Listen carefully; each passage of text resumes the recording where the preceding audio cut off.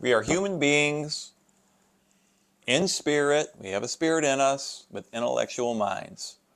So we're going to talk about the three today and really kind of figure out where is the true power and how those three, as they come together, if you harness them, can bring you a great life.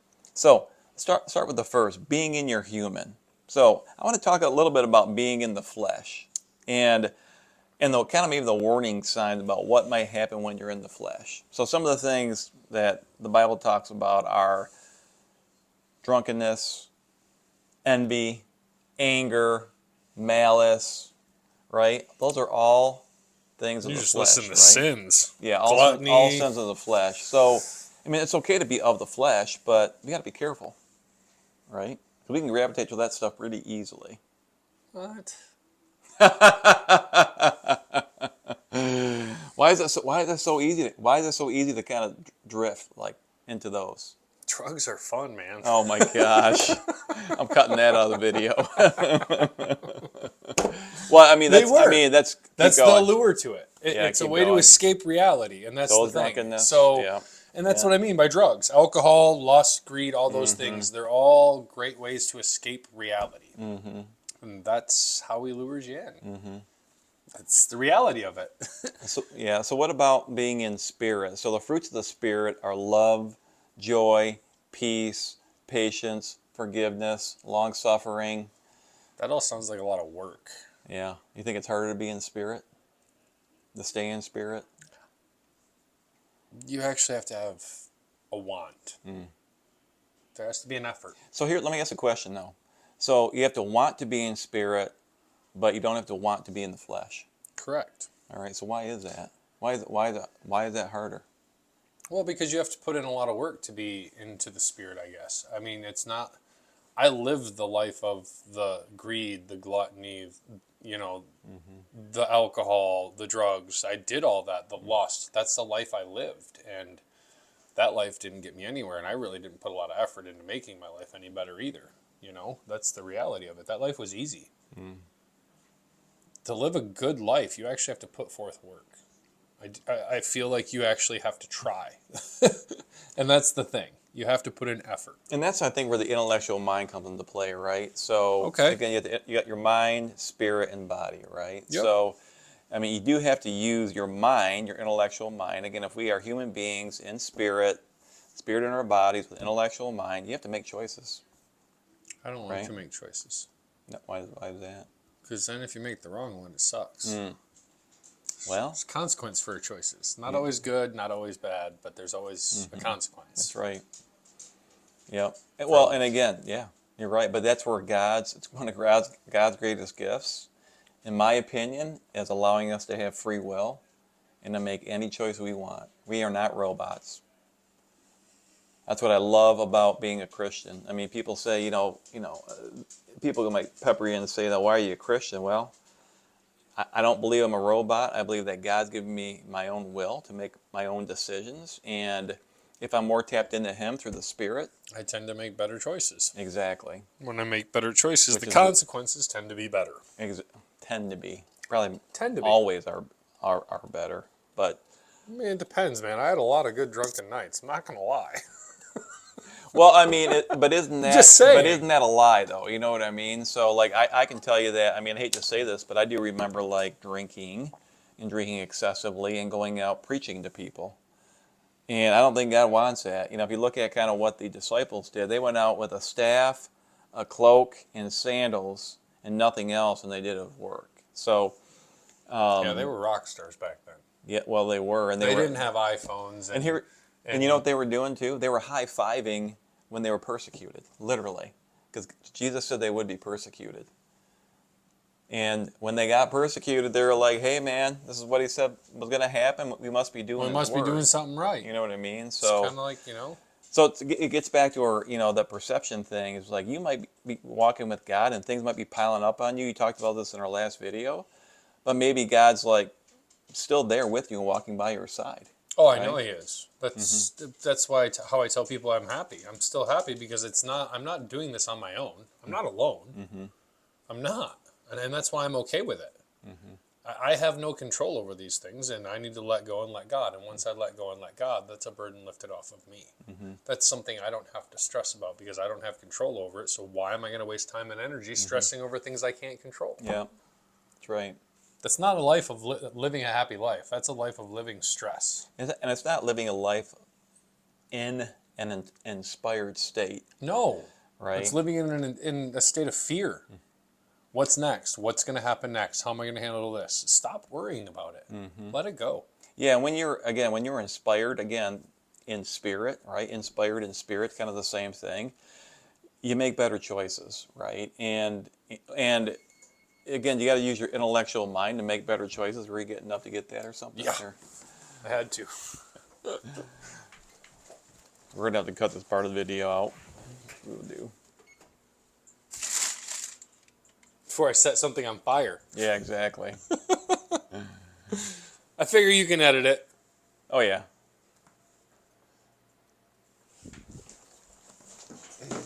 It was supposed to shut off. That's all I right. thought I did. No problem. Boop.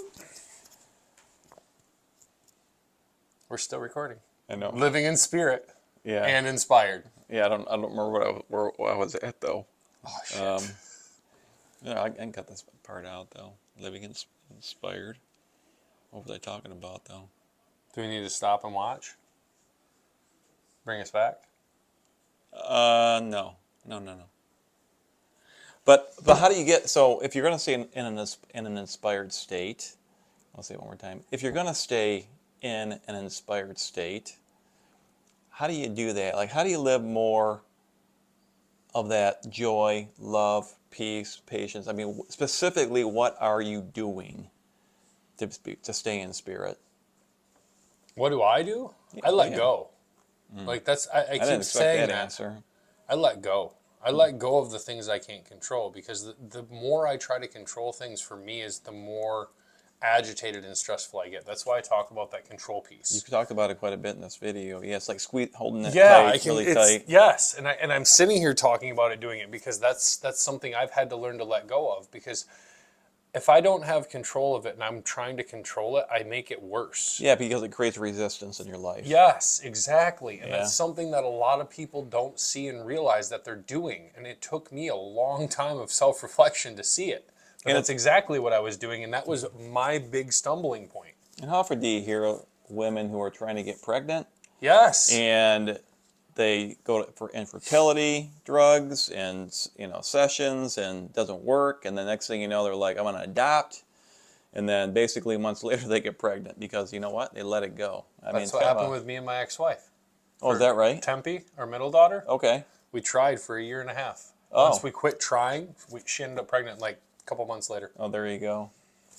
That's Yeah. what I mean. That's Yeah. that whole thing when you're forcing something, when you're trying to make something happen. I've learned that if I try to force it, it ends up in a big mess. If I go after something and I go, okay, let's see what happens. Let's roll the dice. Yes, I still have to put in work. I still have to give effort. It's not like I'm just, God, should I do this? And then walk away and let it go. No, that's not it. If I go into it and everything I need to happen just kind of falls into place, it's meant to be. Yeah.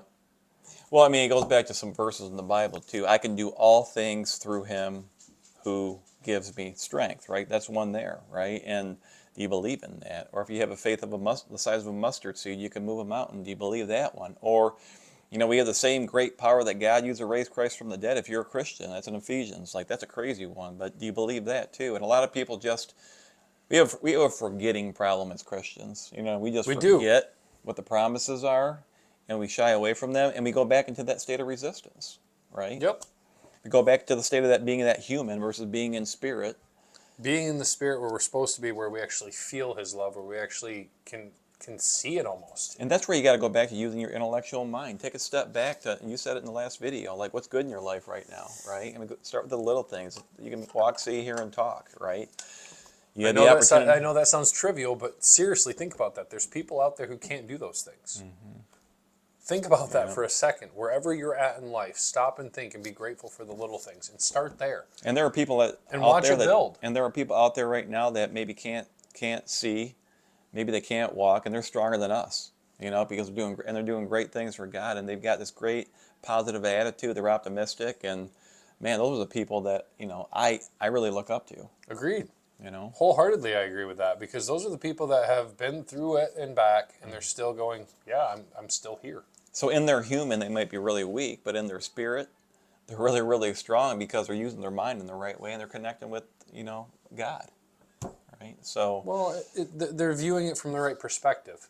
exactly. Something we've talked about many times. Yep. It's all about changing your perspective. You can be in a bad place and not be where you're supposed to be because you aren't viewing it in the right light. That's right.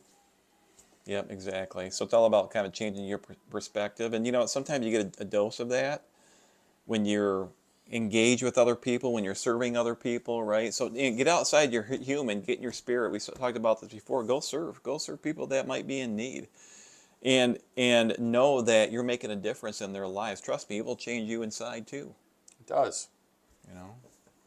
Just one way to start. So again, we talked about many different ways to use the intellectual mind, use your human nature, your humanness, and also being in spirit, right? Those three. But the key, I think, is remain in spirit as much as you can, because that is where the power is. Agreed, wholeheartedly. That's the tricky part. That's why I said that's the part that takes work. It does. It's not gonna just be given to you. It doesn't work that way. So what would you? I mean, so doing some extra work on it. I mean, I can think of a couple things on it. It's getting into Scripture, going to church, being in a fellowship with others, even doing this together. Developing your relationship with God. Whatever that might look like. Yep. To me, that's it. You said all those That things. simple? And to me, it's developing your relationship with God. I don't know what it is. I don't need to know what it is. As long as you are comfortable with it and you know where it is, that's all that matters. Start there. If you're questioning if there's a God, start talking. Start asking questions. That's how you're going to figure it out. Because you're not going to figure it out sitting there hoping, wishing, and wanting. It's not going to happen. And if you're going to be asking God questions, just go with kind of what you're hearing. Take time to listen. And if you have a thought that comes through your mind, just know that's Him. If it's anything that's good that's coming to your mind, know that's Him. If He's telling you not to do something because it's bad for you, it's probably Him talking to you, right? I mean, keep it simple. I mean, talk and listen as if you're talking to a mentor, a peer that you look up to, a parent that you might look up to, and know that it's Him guiding you. Agreed. Right? To be more... Just the KISS method. Keep it simple, Keep stupid. it simple. Yeah, keep it simple as possible. That's the key. So, again, this has been Finding Hope in a Suffering Society. I'm Rob. I'm Josh. And we're here to help you find the beauty In the darkness. And if you found that light, please go show your glow to the rest of the world. we'll see you in the next video. See you guys.